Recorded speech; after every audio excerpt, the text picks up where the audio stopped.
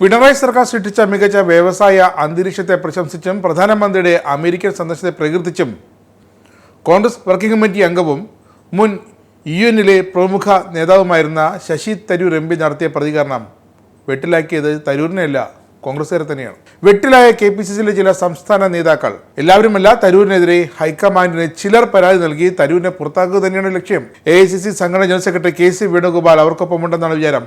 പരസ്യമായി വേണുഗോപാൽ തരൂരിനെ തള്ളി പറഞ്ഞു. ഇനിയും വലുതെന്തോ വരാനിരിക്കുന്നത്, പക്ഷേ നടന്നത് തന്നെ. നേതാക്കൾ ആരുമാകട്ടെ പരാതി പറയട്ടെ, കേന്ദ്രം തീരുമാനിക്കട്ടെ, താൻ AICC വർക്കിംഗ് കമ്മിറ്റിയിൽ നിന്നും പിന്മാറാൻ തയ്യാറാണെന്നും തരൂരെടുത്ത നിലപാട് വീണ്ടും സതീശനെയും സുധാകരനെയും KC വേണുഗോപാലിനെയും ഒക്കെ തകർത്ത് കളഞ്ഞു. കാരണം ഈ വിഷയം അവരുടെ കയ്യിൽ നിൽക്കുന്നതല്ല. ഇവിടെ AICC പ്രസിഡന്റ് സ്ഥാനത്തേക്ക് സാക്ഷാൽ മല്ലികാർജ്ജുൻ ഖാർഗെ എന്ന ഔദ്യോഗിക സ്ഥാനാർത്ഥി സോണിയാഗാന്ധിയുടെയും രാഹുൽ ഗാന്ധിയുടെയും പ്രിയങ്കയുടെയും അനുഗ്രഹ ആശിസ്സുകളോടെ മത്സരിക്കാനിറങ്ങിയ ഇന്നും അവരുടെ എല്ലാം കയ്യിലെ കളിപ്പാവയായ മല്ലികാർജ്ജുൻ ഖാർഗെ, ആ ഖാർഗെജിക്കെതിരെയാണ് ശശി തരൂർ അന്ന് നേരിട്ട് മത്സരിച്ച് തോറ്റത്. ദേശീയ നേതാക്കൾ രാഹുൽ അടക്കം തള്ളിപ്പറഞ്ഞിട്ടും കേരളത്തിലെ യുവ തുർക്കികൾ അന്ന് തരൂരിനൊപ്പം ഉറച്ചു നിന്ന് തോൽക്കുമെന്ന് അറിഞ്ഞിട്ടും അന്ന് തുടങ്ങിയതാണ് കേരളത്തിലെ ഖദർധാരികളായ നേതാക്കൾക്ക് തരൂർ ഭീതി. ഇനി എങ്ങാനും മുഖ്യമന്ത്രിയായാലോ? 3 തവണ തിരുവനന്തപുരത്തിന്റെ MP എന്ന കുത്തക കയ്യിലുണ്ട്. അപ്പോൾ പിന്നെ ആശാൻ വിചാരിച്ചാൽ എന്ത് നടക്കുമെന്ന് എവർക്ക് വ്യക്തമാണ്. അതുതന്നെയാണ് സംസ്ഥാന സർക്കാരിന്റെ സ്റ്റാർട്ടപ്പ് വളർച്ചയെയും പ്രധാനമന്ത്രി നരേന്ദ്രമോദിയുടെ അമേരിക്കൻ ദൗത്യത്തെയും പ്രകീർത്തിച്ച് തരൂർ നിലപാടെടുത്തത്. UN രക്ഷാസമിതി സെക്രട്ടറി ജനറൽ പദവിയിലേക്ക് വരെ ലോകം പരിഗണിച്ച ശശി തരൂരിന് മോദിയുടെ അമേരിക്കൻ സന്ദർശനത്തെപ്പറ്റി പറയാൻ ഒരു അധികാരവും അവകാശവും ഇല്ലെന്നാണ് കരുതേണ്ടത്. തദ്ദേശ നിയമസഭാ തെരഞ്ഞെടുപ്പ് ആസന്നമായിരിക്കെ കേരളം വ്യവസായ കുതിപ്പിലെന്ന സർക്കാരിൻ്റെ അവകാശവാദത്തെ നിയമസഭയ്ക്ക് അകത്തും പുറത്തും എതിർക്കുകയാണ് പ്രതിപക്ഷം. സ്വാഭാവികം. അതിനിടെയാണ് കഴിഞ്ഞ 18 മാസത്തിനിടെ സംസ്ഥാനത്ത് 300 വ്യവസായ സംരംഭങ്ങൾ തുടങ്ങിയതിനെയും കേരളം സ്റ്റാർട്ടപ്പ് മേഖലയിൽ 1ാം സ്ഥാനത്തേക്ക് കുതിച്ചതിനെയും കണക്കുകൾ ഉദ്ധരിച്ച് തരൂർ ഇന്ത്യൻ എക്സ്പ്രസിലെ ലേഖനത്തിൽ പ്രശംസിച്ചത്. സ്റ്റാർട്ടപ്പിൽ കേരളം ഒരു മാതൃകയാണെന്ന് തരൂർ പറഞ്ഞു. അല്ല, കേരളം മോശമായി പോകൊണ്ടിരിക്കുകയെന്ന് പറയണോ? നല്ലതാര് ചെയ്താലും നല്ലതേ കാണണമെന്ന് പിന്നീട് വാർത്താ ലേഖകരും തരൂർ ആവർത്തിച്ചു. കണക്കുകൾ നിരത്തിയാണ് തരൂർ ഈ പറഞ്ഞത് എന്ന് ഓർക്കണം. തരൂരിന്റെ പ്രശംസ കോൺഗ്രസ് നേതൃത്വത്തെ ഞെട്ടിച്ചു. തരൂരിനെ തള്ളിയ പ്രതിപക്ഷ നേതാവ് VD സതീശൻ ഈ അസംബന്ധ കണക്കുകൾ തരൂരിന് എവിടെ നിന്ന് കിട്ടിയെന്ന് ചോദിച്ചു.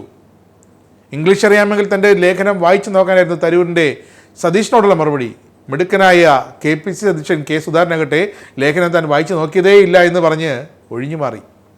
സാധാരണ കോൺഗ്രസ് പ്രവർത്തകനായ താൻ തരൂരിനോട് പ്രതികരിക്കാനേ തക്ക ആളല്ല എന്നായിരുന്നു K മുരളീധരൻ്റെ പരിഹാസം നിറഞ്ഞ വാക്കുകൾ. അതേസമയം വസ്തുതകൾ തുറന്നു കാട്ടുകയാണ് തരൂർ ഇത്തവണ ചെയ്തതെന്ന് മുഖ്യമന്ത്രി പിണറായി വിജയൻ അഭിനന്ദിച്ചു. പിണറായി സർക്കാർ നേടിയ വികസനത്തിൻ്റെ ശരിയായൊരു വിശകലനമാണ് ഈ പ്രതിപക്ഷ MPയുടേതെന്ന് CPM സംസ്ഥാന സെക്രട്ടറി MV ഗോവിന്ദൻ പറഞ്ഞു. ശശി തരൂരിന്റെ പ്രശംസ നാടിനെ സ്നേഹിക്കുന്ന ആൾക്കാരുടെ പ്രതികരണമാണെന്നും വ്യവസായ മന്ത്രി P രാജീവ് പറഞ്ഞു. വസ്തുതകളെ അടിസ്ഥാനമാക്കി സംസാരിക്കുന്ന ആളാണ് ശശി തരൂരെന്നും LDFനെയോ മുഖ്യമന്ത്രി അല്ല തരൂർ പ്രശംസിച്ചതെന്നും കേരളത്തിന് അവകാശപ്പെട്ട പ്രശംസയെന്നും അതിൻ്റെ ഒരു വിഹിതം പ്രതിപക്ഷത്തിനുള്ളതാണെന്ന് വരെ P രാജീവ് പറഞ്ഞു കളഞ്ഞു. അതിൻ്റെ അർത്ഥം തരൂർ ഉടനെ CPMലേക്ക് പോവുകയാണെന്നാണോ? കേരളമെന്ന ഈ അട്ടക്കിണറ്റിൽ കിടന്ന് കളിക്കാൻ തരൂർ ഒരിക്കലും ഒതുങ്ങില്ലെന്ന് എല്ലാവർക്കും അറിയാം. തരൂരിനെ ഒതുക്കാൻ KPCC നേതാക്കൾ വിചാരിച്ചിട്ട് അത് നടക്കത്തുമില്ല, അതും ഓർത്തോണം. ഇത്രയുമൊക്കെ കേട്ട് ഞെട്ടിയ കേരളത്തിലെ മുതിർന്ന കോൺഗ്രസ് നേതാക്കൾ വീണ്ടും ഞെട്ടിയത് കേരളത്തിൻ്റെ സ്റ്റാർട്ടപ്പ് ഇക്കോസിസ്റ്റം വളരുകയാണെന്ന് ശശി തരൂർ പറയുന്നതിൽ ഒരു തെറ്റുമില്ലെന്ന് തീപ്പൊരി കോൺഗ്രസ് നേതാവും തിരുത്തൽവാദിയുമായിരുന്ന G കാർത്തികേയന്റെ മകനും മുൻ MLAയുമായ KS ശബരിനാഥൻ തുറന്നു പറഞ്ഞപ്പോഴാണ്. സർക്കാർ പുറത്തുവിട്ട മാനദണ്ഡത്തിന് അപ്പുറമുള്ള കണക്കുകൾ കൂടി ശശി തരൂരിന് പരാമർശിക്കാമായിരുന്നു എന്നുകൂടി ഒരുപടി മുന്നിൽ കടന്ന് KS ശബരിനാഥൻ പറഞ്ഞു. അപ്പോഴാണ് ഇവിടുത്തെ കോൺഗ്രസ് നേതാക്കൾ വീണ്ടും തകർന്നത്. യൂത്തന്മാർ പോലും VD സതീശനും K സുധാകരനും ജയ് വിളിച്ചു കിടക്കുന്ന ഈ സമയത്ത് അവരൊട്ടും പ്രതീക്ഷിച്ചില്ല വീണ്ടും KS ശബരിനാഥൻ ഇങ്ങനെ പറയുമെന്ന്. കേരളത്തിൻ്റെ വളർച്ചയ്ക്കായി ഒരുമിച്ച് നിൽക്കാമെന്നും എന്നാൽ റോമാ നഗരം ഒരു ദിവസം കൊണ്ട് വളർന്നതല്ലെന്ന് കൂടി ഓർക്കണമെന്നുമൊക്കെ ശബരിനാഥൻ തന്നെ ഇൻസ്റ്റയിൽ പറഞ്ഞു.